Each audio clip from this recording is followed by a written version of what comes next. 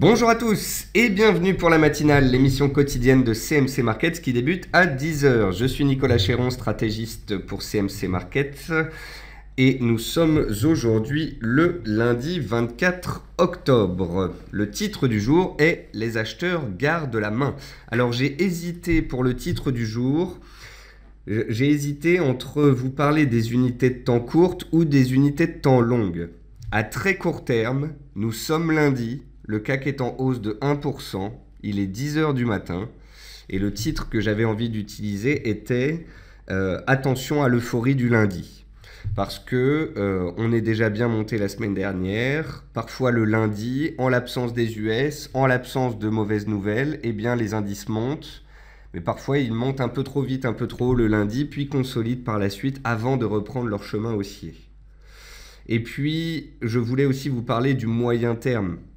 Le moyen terme dont je vous parle déjà depuis des semaines, d'un marché qui est haussier, d'un triangle sur le CAC 40 dont on est sorti par le haut et dont l'objectif théorique est à 4750 points. Vous avez bien entendu, 4750 points, objectif théorique haussier du triangle chartiste dont on est sorti sur le CAC 40 la semaine dernière.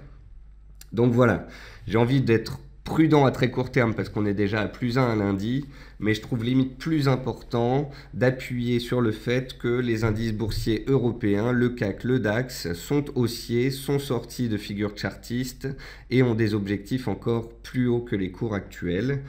Mon scénario fondamental est tout simplement que on ne va pas avoir de problème avec l'Espagne, puisqu'on va en parler, le gouvernement de droite va passer. On ne va pas avoir de problème avec les élections américaines, puisque a priori ce sera Hillary Clinton, d'après les sondages, qui mène, et elle mène d'une large avance, hein, c'est pas comme lors du Brexit.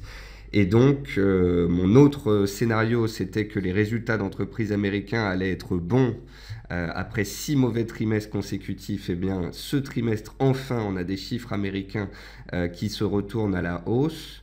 Donc voilà, les élections se passent bien, pas de problème en Espagne, pas de problème en Europe. Les résultats d'entreprises sont bons, le pétrole est à 50 $. Pour l'instant, nous n'avons aucune raison de baisser sur ces marchés. Les indices américains sont relativement stables parce qu'on a les élections d'ici 2 semaines maintenant. Les indices européens, eux, qui sous-performaient le S&P 500 d'à peu près 7 à 10%, eh bien, rattrapent un petit peu leur retard, surperforment, reprennent donc de la hauteur grâce notamment au pétrole, aux biotech, non pas aux biotech, au secteur énergétique. Alors que les biotech, effectivement, continuent d'être sous pression. Donc voilà, on est lundi, c'est le début de la semaine. Je suis content de vous retrouver. Je salue tous ceux qui viennent de nous retrouver. Je salue également tous ceux qui nous regardent sur YouTube. Et gardez en tête qu'en l'absence de mauvaises nouvelles, bonnes nouvelles, les indices pourraient continuer de grimper. D'ailleurs, je me demande si tout simplement le CAC et le DAX, enfin le CAC notamment, n'a pas envie de finir l'année positif. Souvenons-nous, le 4 janvier, le CAC 40 avait ouvert avec un large gap baissier. La clôture annuelle de 2015 était à 4640 points. Donc étant donné que l'objectif haussier du triangle dont on est sorti la semaine dernière est à 4750 points, ça veut dire que le CAC pourrait potentiellement revenir vers son équilibre, voire même vers une hausse de 1 à 2% pour finir l'année en beauté. Ça, c'est le scénario idyllique, c'est le scénario technique. Et fondamentalement, pour l'instant, les facteurs haussiers sont là et il y a une absence de facteurs baissiers. Voilà, petite introduction un peu longue, mais au moins, j'espère m'être fait bien comprendre. Comme tous les matins, voici un avertissement sur les risques concernant le caractère purement informatif de cette présentation et les CFD. Je vous invite à en prendre note. Vous pouvez, comme tous les matins, utiliser les fonctions de chat et de questions-réponses pour pouvoir converser avec moi. Dans cette émission, on va voir ensemble les actualités marché, macro, actions, les statistiques économiques passées et à venir, une figure graphique reconnue par la plateforme de CMC Markets et bien entendu, je répondrai à vos éventuelles questions. Alors, gros programme. En termes d'actualité marché, le CAC 40 atteint sa résistance du 8 septembre dernier à 4572 points. Comme je vous le disais, le CAC 40 est en hausse déjà de près de 1%. On est lundi, il n'y a pas énormément de catalyseurs positifs, mais ne serait-ce que l'absence de mauvaises nouvelles est une bonne chose. Attention néanmoins à l'euphorie. Juste au-dessus à 4590 points, on a également une résistance qui avait été touchée au premier semestre. Donc voilà, le marché est aussi à moyen terme, il est aussi à court terme, mais attention à l'euphorie. Souvent quand on atteint un stade d'euphorie, c'est-à-dire qu'on va un peu trop vite, un peu trop haut et que les indices sont surachetés, eh bien une consolidation prend le pas avant que éventuellement la tendance de moyen terme prenne le dessus. Le DAX à 10 776 points approche de son record annuel à 10 800 points. Donc le temps que j'écrive la matinale, il était à 10 800 points. Donc on a bel et bien le CAC et le DAX qui ont atteint leur résistance, qui sont potentiellement en train de les dépasser. On verra ça en clôture. La tendance est bel et bien haussière. Les objectifs haussiers, on va les voir ensemble dans quelques instants. Bien évidemment, tout cela est conditionné au fait que l'on ne se retourne pas, on ne casse pas de support. Donc, si et seulement si aucun support ne casse, eh bien, on peut continuer de viser plus haut. D'ailleurs, je vous l'ai répété à de nombreuses reprises en fin de semaine dernière, mais quand on est en tendance haussière, je préfère regarder les supports que les résistances. Tant qu'on fait des plus bas de plus en plus haut, on remonte le support sous les plus bas. Tant qu'aucun plus bas ne casse, eh bien, la tendance est haussière. Ça ne sert à rien de se concentrer sur les résistances parce que les résistances, on en trouve tous les 10 points. Résultat, tous les 10 points, on a envie de shorter et on n'a surtout pas envie d'acheter. Alors que quand on regarde les plus bas de plus en plus haut et qu'on ne fait que les respecter, eh bien, vous remarquerez que déjà depuis une dizaine de jours, il y avait aucune vente possible, c'était que des achats, qu'une tendance haussière. Nouveau plus bas annuel du VIX, échéance novembre à 15,25 points, qui corrobore donc l'appétit pour le risque des opérateurs et la tendance haussière. Le pétrole WTI est également solide à 50,5 $, à 3% de ses plus hauts annuels, et ça suffit au secteur pétrolier pour surperformer, donc pas besoin que le pétrole accélère très fortement à la hausse ou qu'il continue sa course, ne serait-ce qu'il se stabilise à 50 $. C'est une bonne chose pour le secteur. Après, on verra s'il arrive à casser ses plus hauts annuels, ce serait encore un soutien pour les indices. Et puis stabilisation du dollar index à 98,6 points sur ses plus hauts d'octobre. Donc il est sur ses plus hauts de vendredi, il est sur une belle tendance haussière depuis plusieurs semaines. Néanmoins, à très court terme, il est suracheté. On fera attention à cela parce que ça pourrait permettre un rebond sur les paires en dollars. Côté actualité macroéconomique, que des bonnes nouvelles. En Espagne, après 10 mois de paralysie politique, les socialistes ont finalement décidé de laisser gouverner Mariano Rajoy, leader de droite. Ensuite, selon S&P, Standard & Poor's, les programmes de rachat de titres par les entreprises américaines, donc les fameux programmes de buyback, c'est-à-dire que les sociétés, avec leur cash, rachètent leurs propres titres. Eh bien, ces fameux buybacks, ils pourraient dépasser les 1000 milliards de dollars pour la première fois de l'histoire. C'est dire à quel point les indices sont soutenus par ces programmes. Côté résultats d'entreprise, sur les 68 entreprises du stock 600 qui ont publié à ce jour, 54% ont dépassé les attentes au niveau des bénéfices et 51% au niveau du chiffre d'affaires. Sur les 116 entreprises du S&P 500 qui ont publié à ce jour, 78% d'entre elles ont dépassé les attentes de bénéfices et 65% au niveau du chiffre d'affaires. Donc comme d'habitude, des résultats meilleurs aux États-Unis qu'en Europe, mais globalement, que ce soit en Europe ou aux États-Unis, des résultats plus que satisfaisants et supérieurs donc aux attentes. À noter que 40% des sociétés du S&P 500 dévoilent leurs comptes cette semaine, donc ce sera un catalyseur d'importance. D'ailleurs, il y a à peu près 10 jours, quand a commencé la saison des résultats, souvenez-vous, je vous ai dit que ce serait très certainement le catalyseur haussier que les marchés attendaient, et pour l'instant, eh bien, cela fonctionne bien. Et puis enfin, le Portugal a vu sa note de crédit maintenue à BBB par DBRS, c'est une agence de notation canadienne, ce qui lui permet de garder son éligibilité au quantitative easing de la BCE.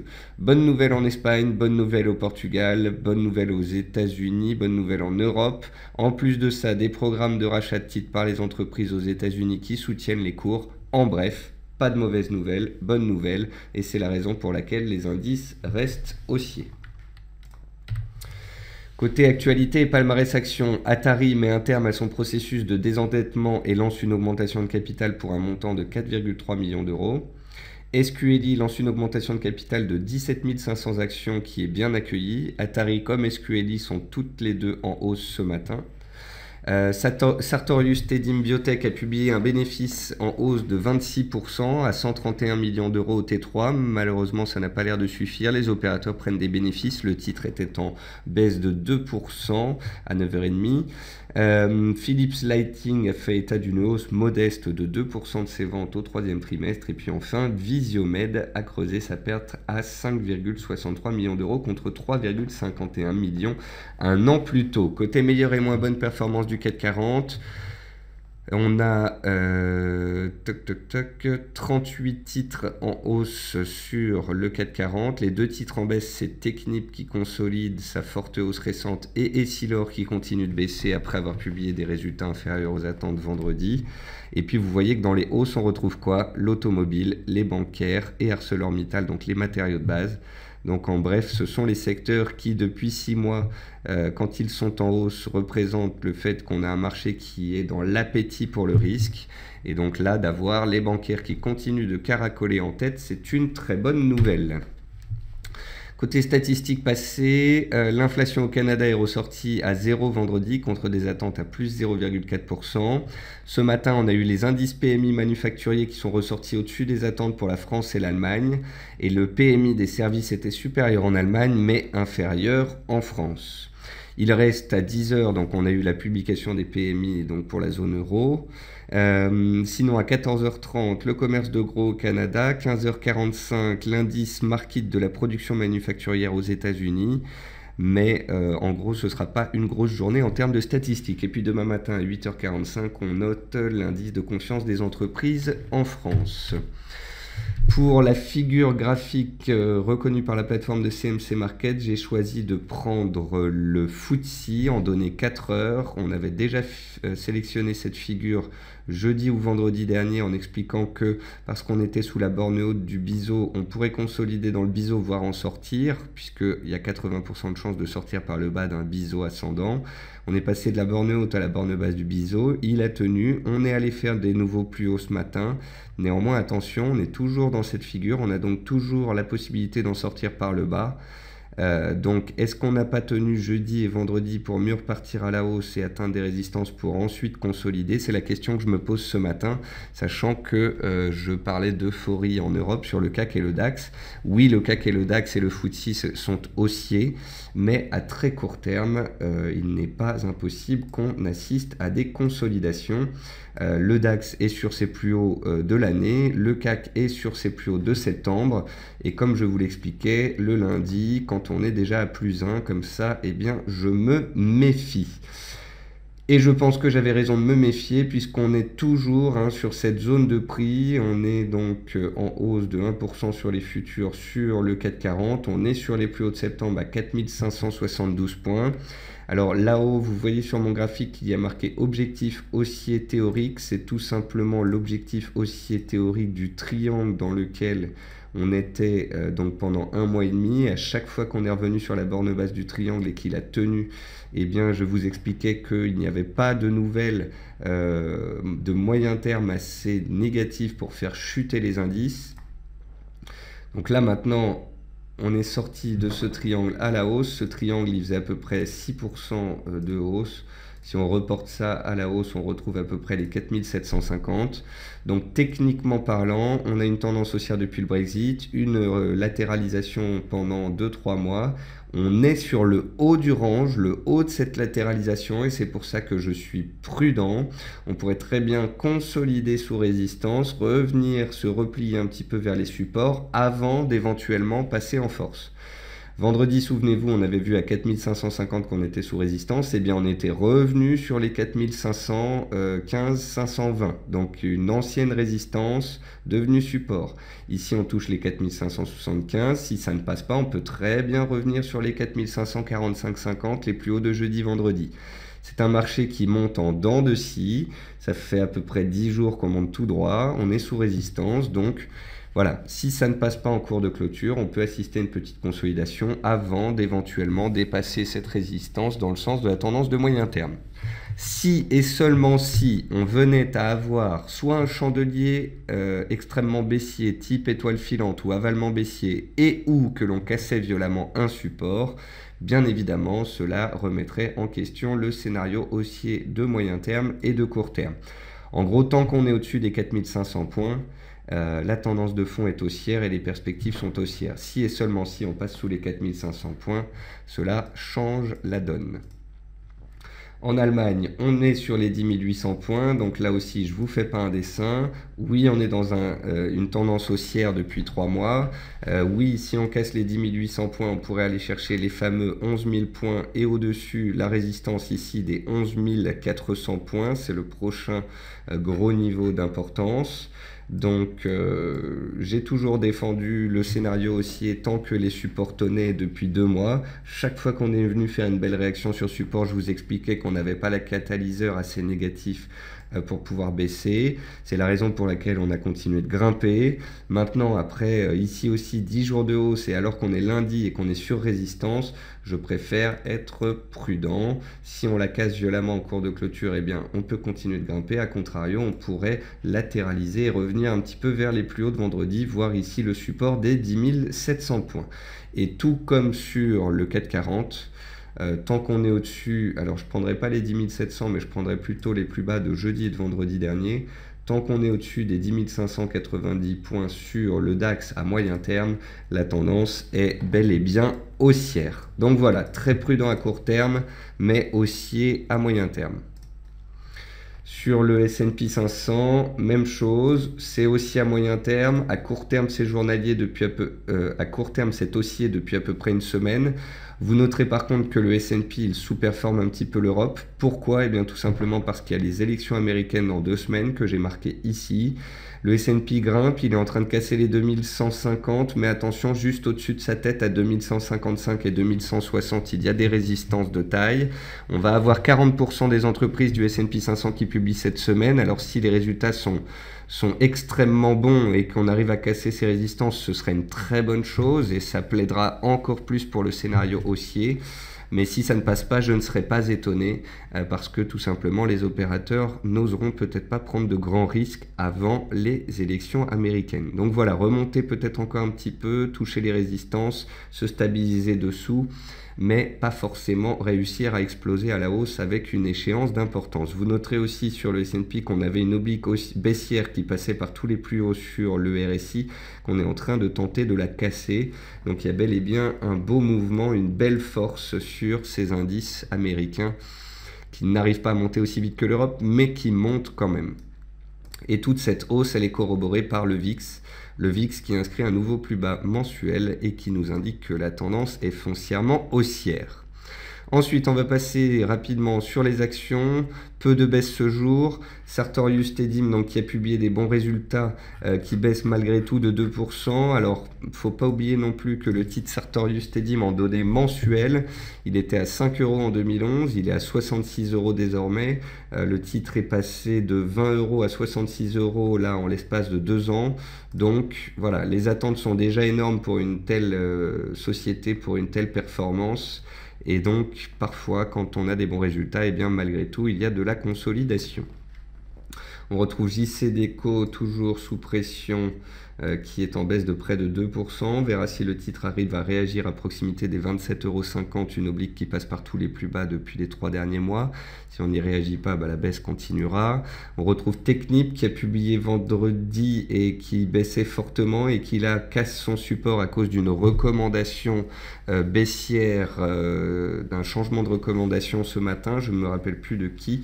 Mais bref, une agence ou une banque donc a baissé la note de Technicolor. C'est pour ça qu'on qu'on a un gap baissier ce matin. Si ce soir on clôture en baisse et qu'on accélère par la suite sous les plus bas du jour, je comprendrais donc qu'on ait cassé la tendance de moyen terme. Par contre, attention, si on a juste fait un trou d'air sous support et qu'on arrive à clôturer au-dessus ce soir, tout n'est pas perdu. Technip consolide un petit peu après sa forte hausse de la semaine dernière. L'objectif théorique haussier reste à 64 € sur Technip. On avait calculé donc l'objectif haussier en prenant la hauteur du range ici et en la reportant là. Et puis voilà, des baisses, il n'y en a pas beaucoup. Ensuite, on retrouve un petit peu Selectis, donc toujours les biotech délaissés, Sequana qui est sur ses plus bas, qui n'arrive pas encore à sortir de son range, et Boiron qui avait publié vendredi des mauvais résultats. Et dans les hausses, on retrouve Areva, ça spécule. Typiquement, Areva donc, a perdu 30% ces dernières semaines et là revient sur une zone des 5 € qui a été travaillée au mois de janvier. Donc Areva tente de rester positive sur l'année. C'est intéressant. Cegid, rien à dire là-dessus. Swatec, donc on a une consolidation du titre d'à peu près 15% en l'espace de 3 séances parce que Swatec, faut pas l'oublier, avait pris 100% ces 6 derniers mois, donc prise de bénéfices légitime. Zodiac est intéressante, elle gape à la hausse sous sa résistance, donc pour l'instant les vendeurs ont la main. Par contre, si on venait à casser cette zone de résistance ici, là, dans les séances à venir, ce serait un signal. Donc pour le moment c'est un range. À voir si ça continue. Crédit Agricole, tendance haussière d'une bancaire, c'est beau. La prochaine résistance ressort à 10 €. Peugeot tient sur son support, mais comme je vous le disais la semaine dernière, c'est pas très propre. Spire Communication tente le petit rebond technique. Société Générale continue de grimper. Les bancaires sont vraiment en train de se reprendre et c'est ça qui soutient les investisseurs. AXA est toujours en hausse également, donc voilà, pour l'instant on a des bons résultats, des titres spéculatifs, les bancaires qui sont en hausse et ça c'est bon pour les marchés. Flo dit, est-ce qu'un VIX à 10 points est du déjà vu? Jusqu'où peut-il aller? Le VIX historiquement ses plus bas sont entre 10 et 12 points me semble-t-il. Flo en tous les cas, c'est impressionnant cette baisse du VIX. Mais vous pouvez peut-être rechercher sur internet des graphiques de 30 ans sur le VIX, comme ça vous verrez quels sont les plus bas. Sur les matières premières, on retrouve le sucre qui est sorti d'un triangle jeudi dernier, mais vendredi n'a pas accéléré. Aujourd'hui il est en hausse, donc il faudra voir si le sucre réintègre son triangle, ce qui serait haussier, ou si au contraire il arrive à y échouer aujourd'hui pour repartir à la baisse. Pour l'instant, il ne faut pas oublier que la tendance de fond tire toujours à la hausse. Sur le pétrole, c'est toujours aussi à moyen terme, aussi à court terme. Tant qu'on fait des plus bas de plus en plus hauts, c'est une tendance haussière et la possibilité de retourner chercher les plus hauts annuels et de les dépasser reste entière. Si et seulement si on casse les 50 $, là je commencerai à faire attention.